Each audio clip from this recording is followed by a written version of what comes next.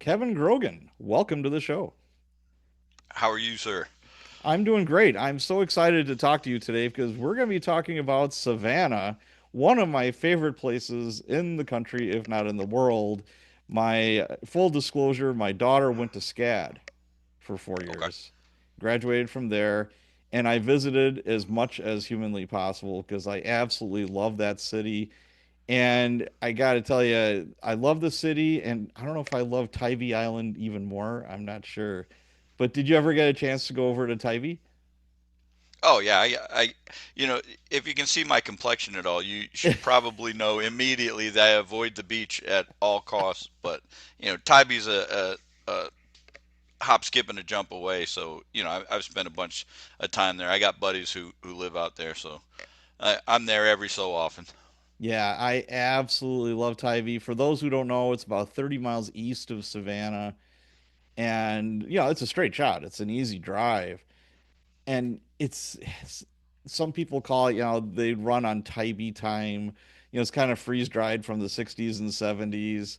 And what I found interesting, and you probably know a lot more about this than I do, they film movies there. Oh yeah, no, Savannah is a huge. The film industry is huge, and it's partly because of SCAD. The Sure. resource, the infrastructure that SCAD's developed for the film industry, but it's also Savannah. I mean, it is. I've been here for 23 years, and it really is very close to the, if not the prettiest city in the country. It's very close. Yeah, I wholeheartedly agree. And they were filming the reboot of Baywatch when we were there. They had all the Baywatch I, trucks and I'm all that, and we saw The Rock and Zac Efron and all these Baywatch people doing these slow run down the beach. Yeah, you just have to Yep. laugh while you're watching that. And I remember I was going up to one of the security guys and then one of the film people, and I'm like, "Don't you have beaches in California? Why are you going to the opposite coast to film a story about something that happens over on the Pacific side?" And they're like, "Money. It's a Tax lot breaks, cheaper. baby. It's a lot Yep. cheaper to Yep. film our movie in Tybee Island than it is, over in California." And I'm like, never thought of that. That makes sense. No, for sure. The tax breaks are tremendous here, and like I said, that the film business has been kind of quiet for the last year or two, but it's starting. There's some major productions coming back in, but big movies have been shot here, so it's pretty cool. And I've met a lot of cool people trying to dabble in that world too. Did you ever have any exposure to like any movie stars or famous people while you were there?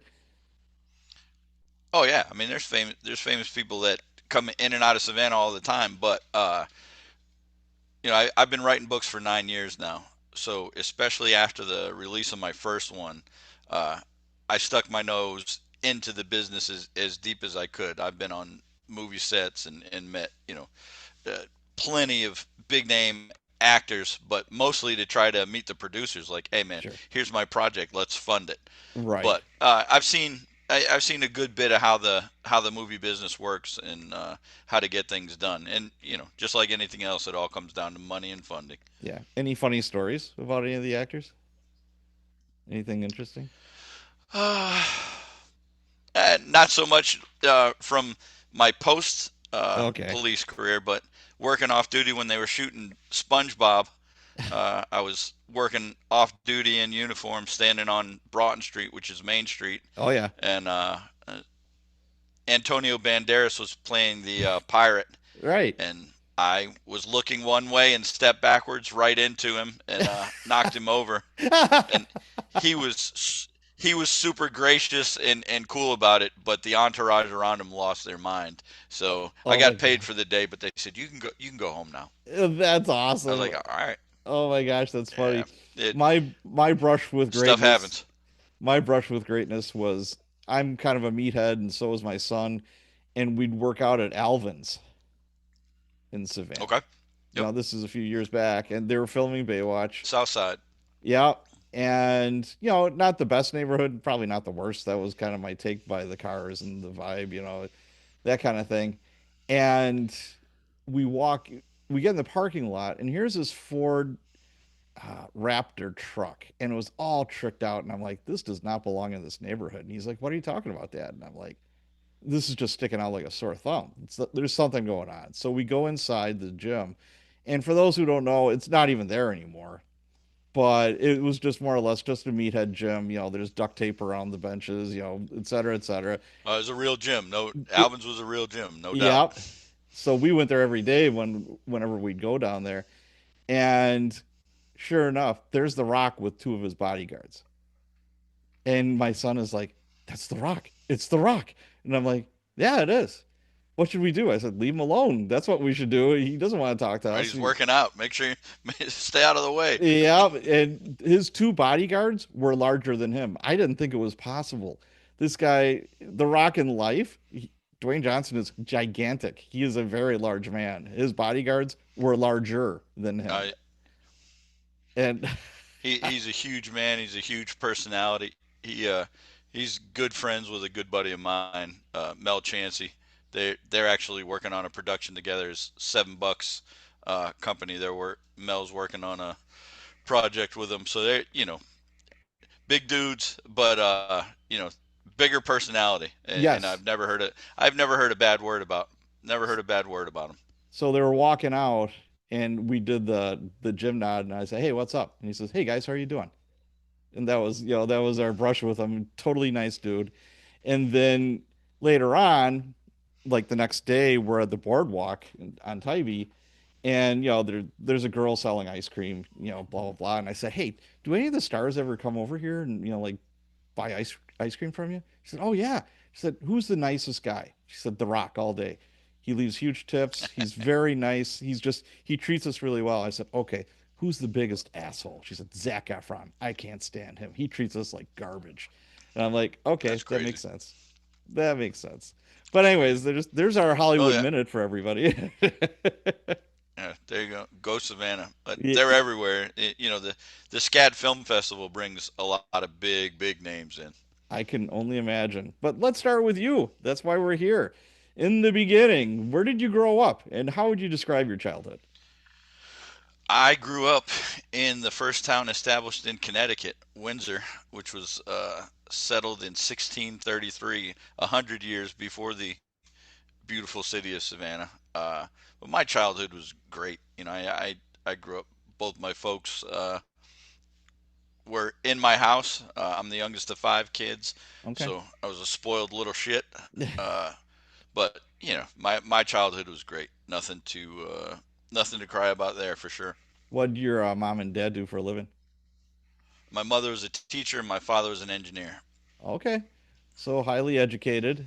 And your brothers and sisters, they wound up being, what direction did they go? All college kids. I'll call Okay. my brother's Ivy League graduate, and he works in humanitarian affairs at the United Nations. So Wow. higher intellectual, and then me. Well, I'm kind of the opposite where my brother and I were the first ones in the family to go to college. And I mean, I got D's and F's, through most of it. I was a horrible, horrible student. Then I found out later that I'm dyslexic. I can't read fast at Ah, all, and I have a hard time comprehending. So that, I remember a teacher, I went to Catholic grade school. Both my parents are Irish immigrants. So, I mean, like education was kind of secondary. And I remember a parent teacher conference. I'm like in fourth or fifth grade, and the teacher's like, "Patrick's stupid. He's just dumb." And I'm like, "I am sitting it here. was a different day and age, wasn't it? Yeah, you're not doing much for my self-esteem. No eighth place trophies for me. Thank you very much. But Yeah. hey, you overcome, you adapt, you make it through it. But how would your friends in high school describe you? Back then, Yeah. a bullshitter. I was you know, I was all about uh, playing sports, chasing girls. That was my mo, and I would do or say anything to make those happen for me. So, uh, What was your I sport I of lived choice? in a very What'd you play? ah I loved hockey. I wasn't very good at it, but martial arts, karate and boxing were really Cool. what I focused on. Awesome. Awesome. Hence the beautiful appearance because I've had the crap kicked out of me several times. You and me both. What year did you graduate from high school? We're probably pretty close in age. 1993. Okay, I was 82, so I'm older. But it was boxing was Now, huge. I have not Martial arts aged was well, huge. man. I haven't aged well at all. Well, I've had my nose broken so many times, it became like Gumby. I could just like move it around. It was bad. Yep. But yeah. So you're in high school, and what were you thinking? It's like, okay, am I going to go to college right away? Am I going to get a job? What direction were you heading? No, college was always the direction, and law enforcement was what was going to follow, and that's pretty much since my earliest memories. I remember 1981 when President Reagan got shot. That was kind of my call to service. I was like, hey, I wanted to be in the Secret Service. And, Sure. they always tell kids you can be whatever you want. What they don't tell you is if you don't have uh, 20/20 vision, that's correctable. You'll never be in the Secret Service, and I'm blind as the bat. So that didn't happen. But my uncle, so my mother's sister's husband, was a big deal in Springfield, Massachusetts. He worked Okay. narcotics and homicide and that. So I would go up to my grandmother's house and she would save all the clippings from the newspapers with my uncle Mac, and I would flip through those like they were the coolest stories in the history of the world. So I knew right away that that's what I was going to do. So when I got out of high school, I went to Westfield State College, which is just north of where I grew up, probably 20 minutes, half an hour northwest of where I grew up, outside of the city of Springfield, Mass. And they had a very good, still do have a very good criminal justice program. So that's what I did. Gotcha. Now, what did mom and dad say that, hey, I want to be a cop? What was their reaction?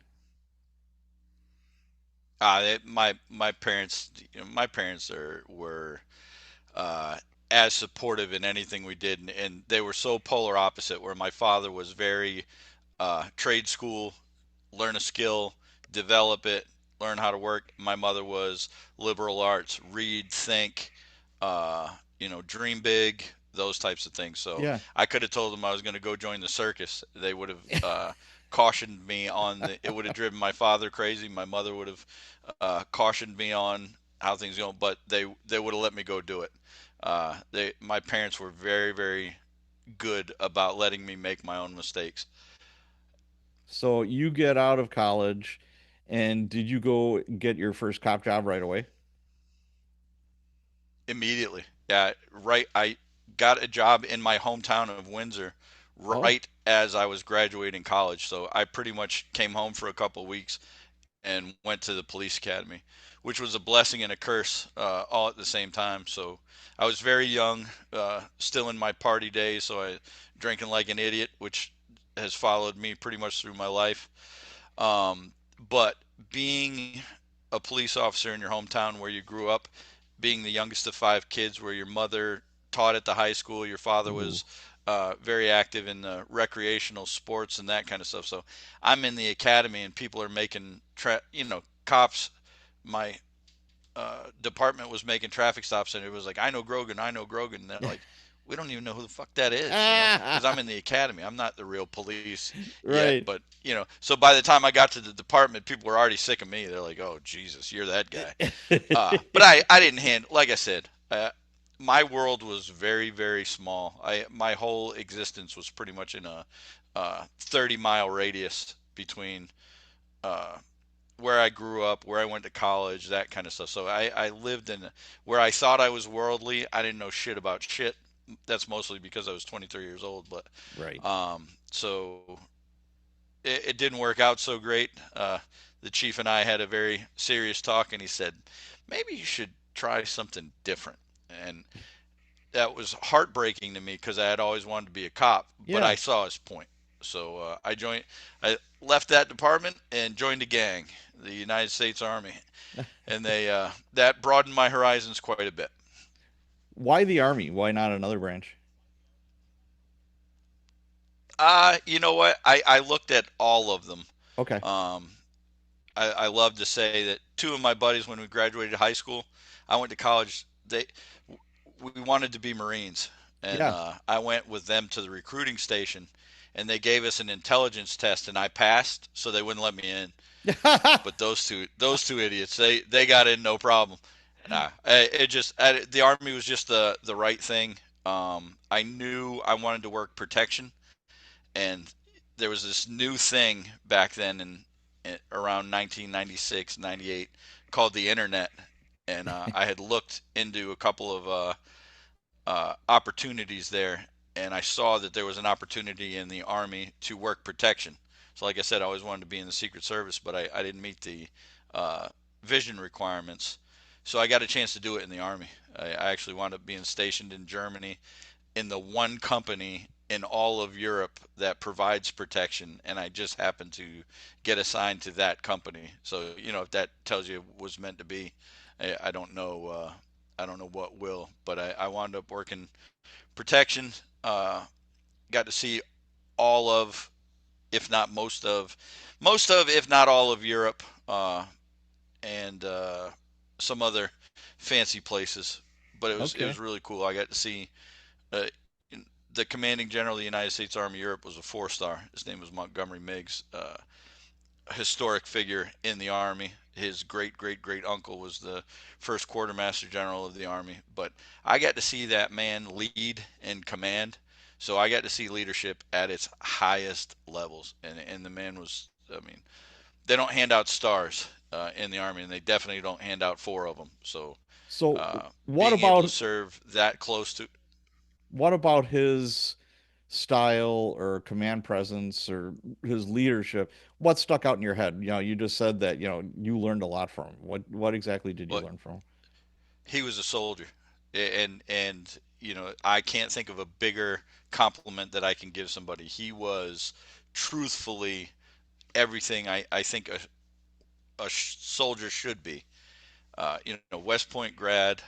He was a colonel of a brigade commander during the first Gulf War, and did some pretty historic maneuvers there, which ended that war pretty quick.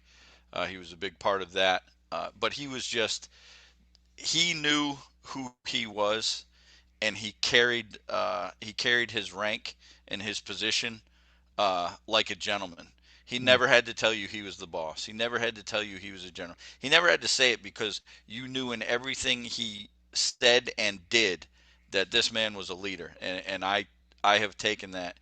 I don't ever need to pound my chest and say, well, I'm this, I'm that, I'm yeah, any of those things. I just am who I am, and I carry it the way I do, and it's mostly because of him. My dad was a lot that way, in that you just are who you are, and don't make apologies for that. Just be who you are. But when you're a leader uh, in a military uh, organization, you know people are looking to you, and he was the one who you could look at him anytime, and there was no question who was in charge ever. sure. Wow. So you do your stint in the Army. How long were you in? 5 years, 5 years. Yeah. So I, 5 years. I did my first. I was in the army at a really cool time. So I joined in '99. And I got out in 2004. Well, if you remember, in 2001, I think Yeah. it was September 11th, something happened in September 11th of 2001. So we went. I was in the army when we went from a peacetime army to a very active wartime uh, army, and I finished up my career. I left Germany, went to Fort Stewart. My son was born, and then I was on the first thing smoking to Solder City, Baghdad in 2003. So I got to see that, Did you join and it the was one of infantry those then, things. or No, were you? MP. I was an Oh, MP. So, okay. military police was my MOS the whole time. I Oh, just okay. happened to be doing protection. That was my assignment when I was in Germany. But I, Gotcha. I deployed when I was in Germany. I deployed to the Balkans too. I went to Kosovo, which was super cool for me, Wow. because I was a political science minor. So the Mm. breakup of Yugoslavia in the mid '90s was the big political thing that was going on, Oh and I yeah. got to not only study it but see it when I was boots on ground. So that was really eye opening, for me as a person. Uh, no better education than being somewhere to learn what's going on there. But then again, September 11th happened, and that rest is history. But for me, it got me an all expense paid trip to Baghdad. Yeah, I have buddies that were there and they were MPs.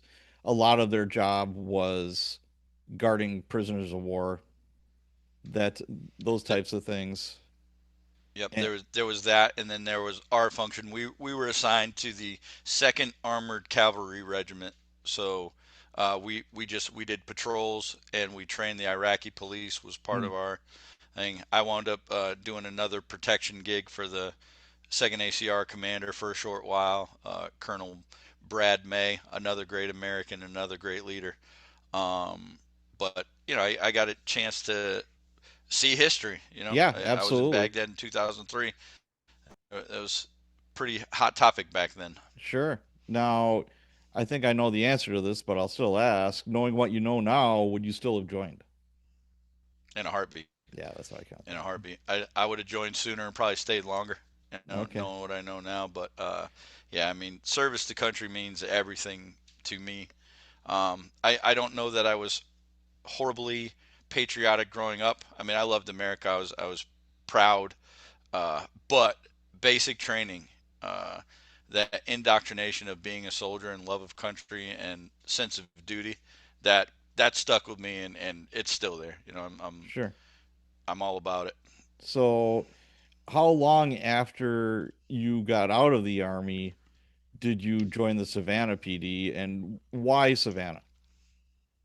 Well, I got out at Fort Stewart, which is in Hinesville, Georgia, just southwest of Savannah, Okay. and so I got home from Iraq on March 11th, 2004, and I graduated the police academy on March 11th, 2005. Oh, okay. So literally within a year of getting my boots back on American soil, I was graduating the police academy and going to work in Savannah. But I got out of the army that September. I took a job with the Department of Defense or Department of the Army Police Department on Fort Stewart for a very short while, but that was not the law enforcement mission that I was wanting to be part of. I wanted to be a real cop. I wanted to Okay. go out and get it. I wanted to solve murders. I wanted to stick my nose in with the big dogs. So my mother-in-law at the time, so my ex-wife's mother, was a sergeant with the Savannah Police Department, and Hmm. I went there. The hiring process was quick. It was painless. I was right out of the army, so going to the academy, that was really something I was accustomed to anyway.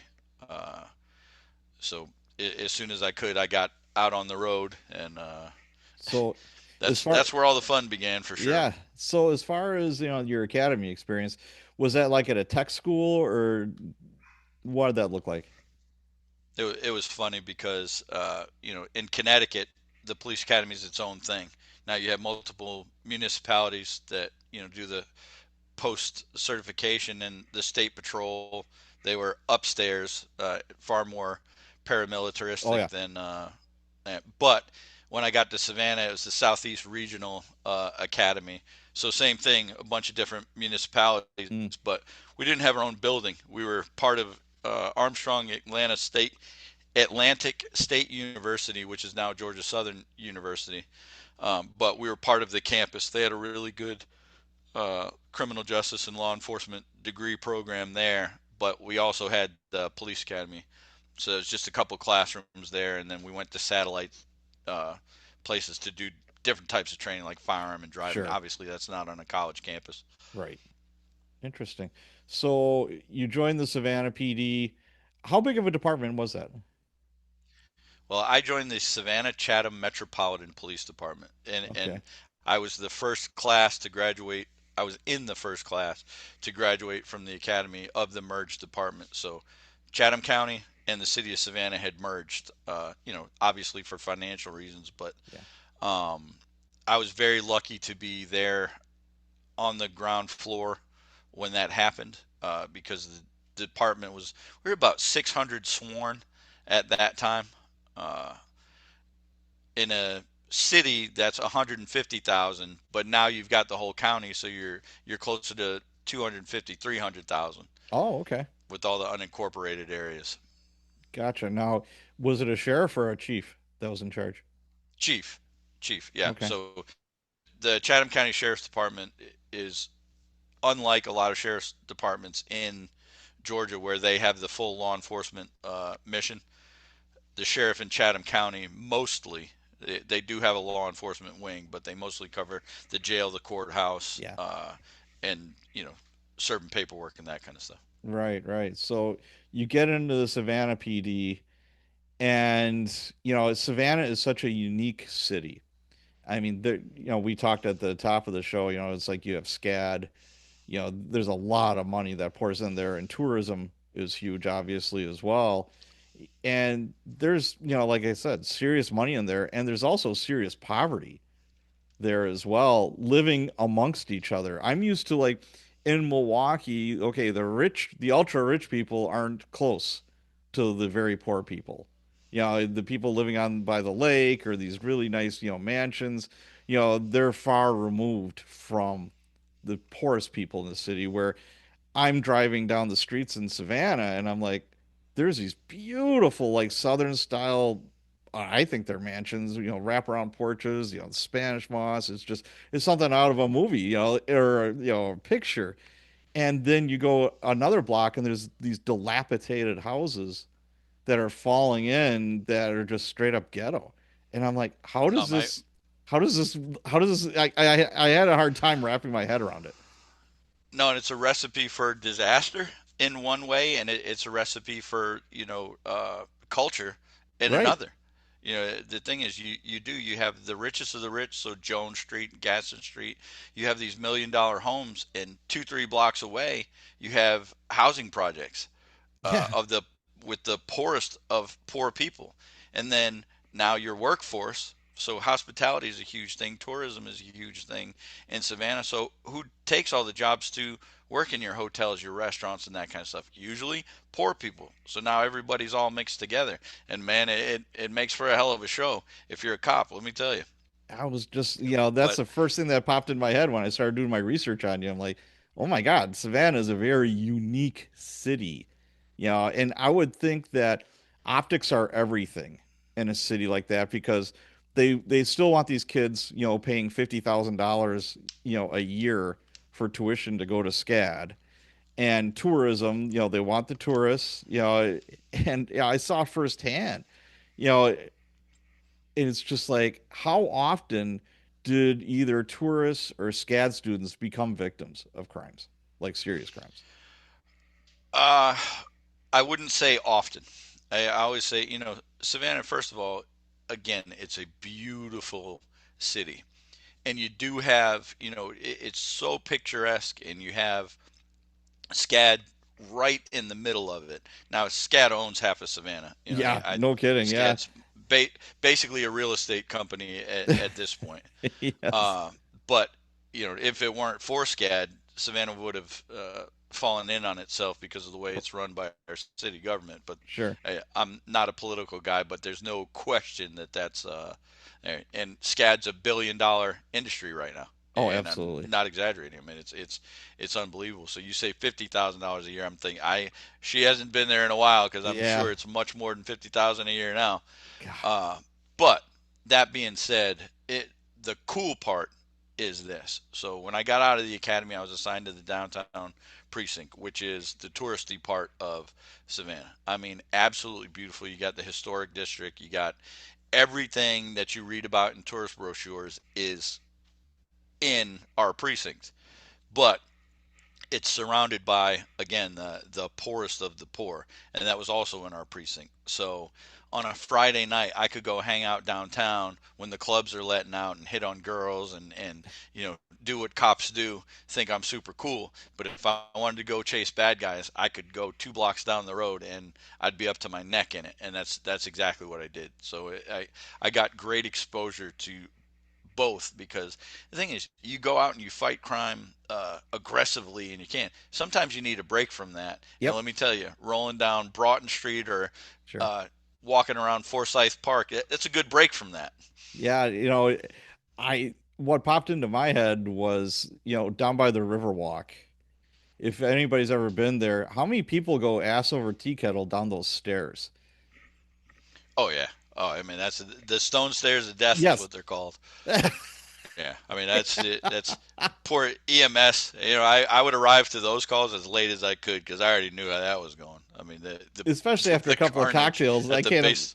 I Oh can't yeah, imagine and maneuvering those. Savannah's a drinking town. It There's is. no nobody shy about that. But yeah, It's highly I encouraged. don't know if it's gotten any better, but I have I have several mental images of how the fall down the stairs ends. Yeah, for those who haven't been there, they have these ridiculous stairs that were probably built 150 years ago that are like 4 feet, from one stair to the next. At least it feels that way. You feel like you're traversing a mountain Some are almost. 4, some are 2.5, Right. some are like 6 inches. Yep. Like you There's said, they're 200 years old, so nobody was sitting there. yeah. They're like, we can get up with these; they'll be fine. Yeah.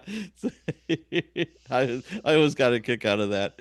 So, as far as like say a SCAD student or a tourist is the victim of a violent crime, is there different buzzers and bells that go off or notifications? You're like, "Oh shit." Well, for the police department, no.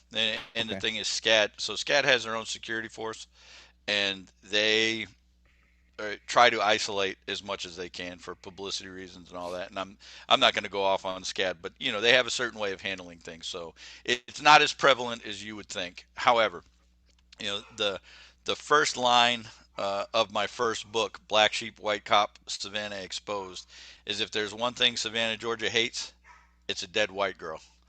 Oh, And let me tell you, the political response that you get when somebody that's not a poor black kid gets killed in Savannah, it's immense. Like Savannah loses its mind. Now, to me, it never made any difference. Somebody gets shot, somebody gets killed. I'm acting the same way, no matter what their socioeconomic background is, no matter what their race is. Cops respond. I've never heard somebody on a 911 call go, "Could you give me the race and ethnicity of the victim, please?" Because they're not going to respond any different. The cops work cases the way they work cases, and I think that's a gross misconception. Now, politicians and media, they respond to different calls differently. So bells and whistles go off for the media sure. and politicians, but the police department responds the same way every time. Yeah, upper management of police and, like mayor, et cetera, they're really good at getting overexcited about things and, just overreacting to pretty much everything. And that's universal, I think, in every major metropolitan area. But what I found interesting is there weren't as many kids, especially like from SCAD, that weren't becoming victims because it would be easy hunting.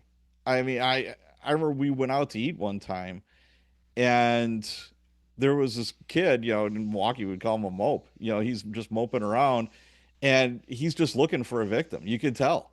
And I'm with, like, I don't know, 5, 6 people. It's all family and they're oblivious to him. And I look at Yeah. him, we lock eyes, and he looks at me and he just does an about face and starts walking away. They look Right, for an easy, because they know. I mean, yeah, they thrive on that. They understand, and all I can say is it doesn't happen as much as you think, which is kind of amazing because of the proximity. Again, you yes, got people that mix in. It does happen, but I always say this about Savannah: if you're not buying crack, selling crack, or trying to arrange some sort of crack deal in the city of Savannah, your chances of getting involved in a robbery or shooting or something like that are pretty slim. yeah. It See, happens, but not as much right. as you'd think. That's why people with the crime numbers, etc., they're very skewed where you're victim of the homicide or the non-fatal shooting or whatever, they're usually engaged in some kind of criminality when they become a victim of a crime. Usually, And the not thing is, always. the worst part about it is, and it's something that you and I know from professional experience, but it gets glazed over in TV and that kind of stuff. Yeah.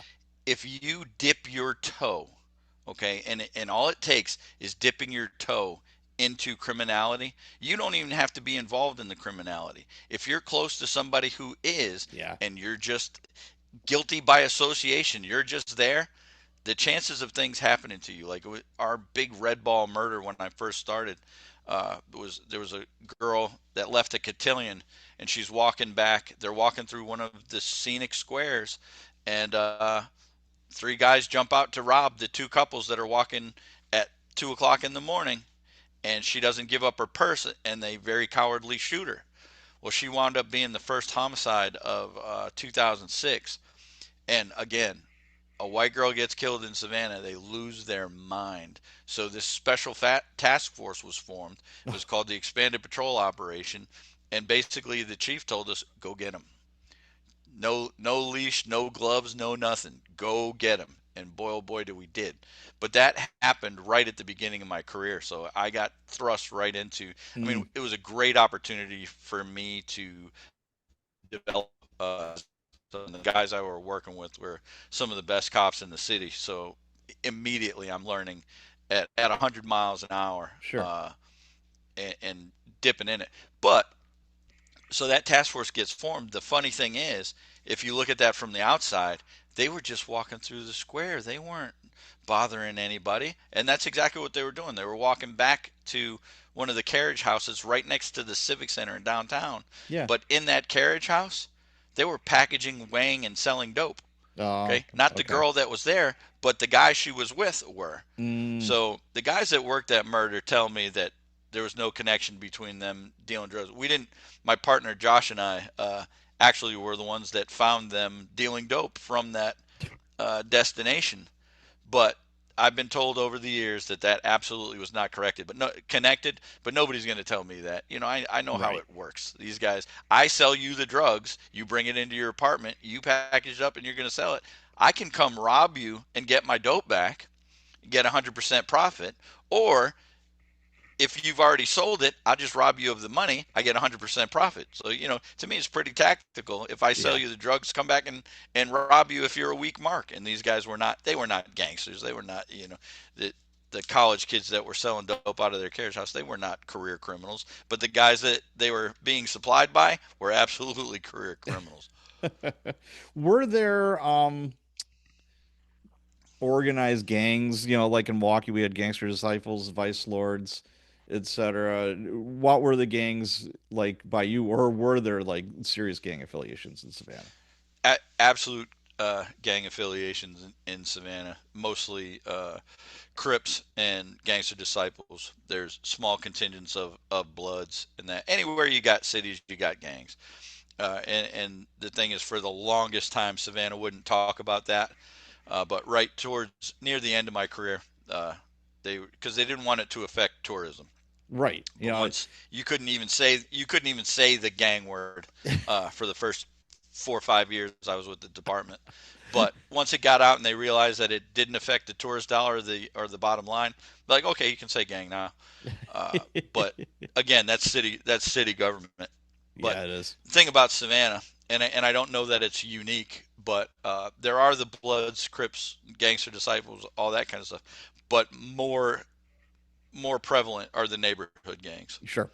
Okay, so guys would click up by their housing project. East Side, West Side was a big thing. The the Bloods, the Crips, and the gangster disciple stuff comes from the guys who go to prison and come back, Okay. and they bring that to their neighborhood. So now you get the Hitch Village projects linking up with the Crips because the majority of them that went away to prison, they all had to click up Crip to survive, and then when they came home, they brought some of that to the neighborhood, and that's happened everywhere in every city all over the country. But Savannah, I always say, is very neighborhood because the thing is, in Savannah, we're all cousins. Everybody's related, but if you grew up on the west side and you wind up on the east side, you're going to have some troubles. Yeah, the whole cousin thing. Yes, is that your real cousin or is that your play cousin? That's yeah. It always Now, is asks. that you really? What I would love that. My we call them Savannah cousins. So are y'all real cousin? Or you Savannah cousin? Like Yeah. blood cousins or Savannah cousins? Yep. And I would always I love those interviews, the street interviews where you're sitting there talking to them like, hey man, what's this dude's name? Oh, that's my cousin. Yeah, but what's his name? Oh, I don't know him like that. Yeah. So he's your cousin, but you don't. Yeah, yeah. All right, Or dude. I it's get it. I get Pookie it. or T-Bone. No, what's his real name? I don't know his real name. Oh, Are you kidding? I only know him as black. Yeah, I only know Yeah. him as blue. Yeah, all right, man. I Yeah. get it. All right. Exactly. That's funny. So, what was your career progression with Savannah? Yeah, obviously everybody starts in patrol, and then how long did it take you? I know you became a detective, you were in homicide. How long did it take you to get to that point? Very, very lucky. I had a very blessed career. I had, like I said, I walked into that opportunity where the task force was formed right when I was. So I had been cut loose on the street for about 4 months before this task force was formed, Hmm. and then I went did that for about 11 months. I get back from that. I go back to the downtown precinct. I'm there for a couple months, and I got picked up on an OCDF task force with the ATF. So they were working gangs in the neighborhood that I happened to beat to. It was my beat, so I knew, what's what, who's who, Yeah. and all that. So I got roped into that, which was a great opportunity. When that ended, uh, I wound up going to work for narcotics, a narcotics task force out in two separate counties because I was not a fan of the way our local narcotics task force worked.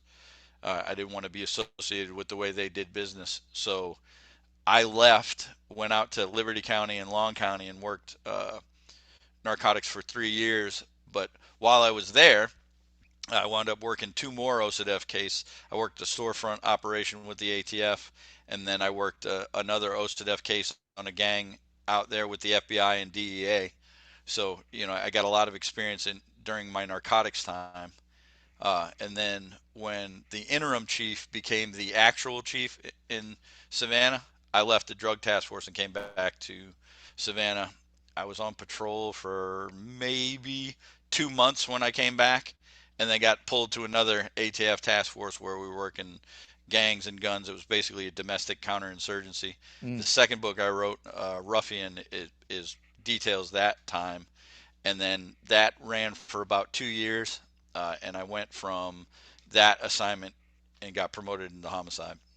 Now, thinking of Savannah, again, I think of SCAD, I think of, tourism. It's a beautiful city, but it's also one of the largest ports in the country. I think it, and I didn't realize that It's till I third took, largest port on the East yes, Coast. yes. I was shocked. I took a paddle boat ride with my son and my daughter and, along the river, and I'm like, oh, this is I hope you didn't get in the water. I hope you stayed no. in the boat. No, we stayed in the boat. I know better than that.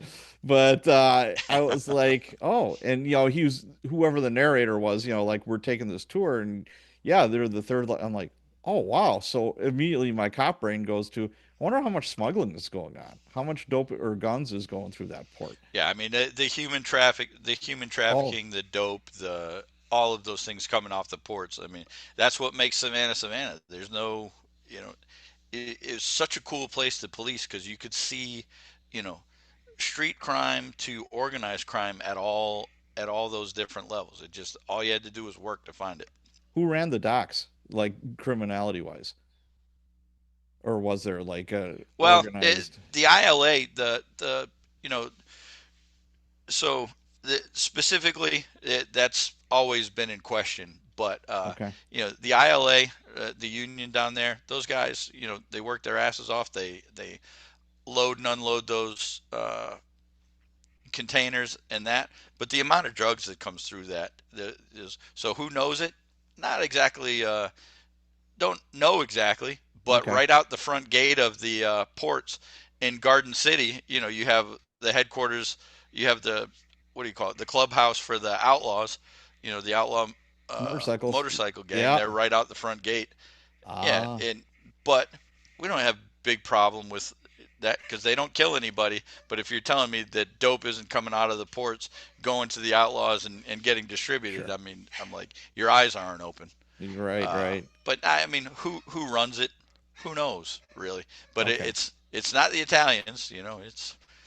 It's we have a very big Greek uh, population down here, Hmm. and some of those old guys are always sitting around, never too worried about this, never too worried about that.